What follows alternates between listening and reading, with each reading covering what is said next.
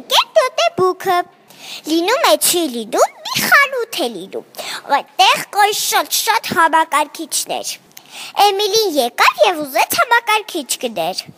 Նա իր համակարգչի անունը դրեց նոտեբուք։ Նա անընդհատ խաղում էր նոտեբուքի հետ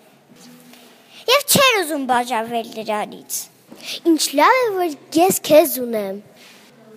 Քանի որ համակարգիչը կախարդական էր, նա լսեց Էմիլիին։ Դու շատ լավն ես, ես քեզ կսովորեցնեմ իմ բոլոր իմացած գիտելիքները։ Կուզես։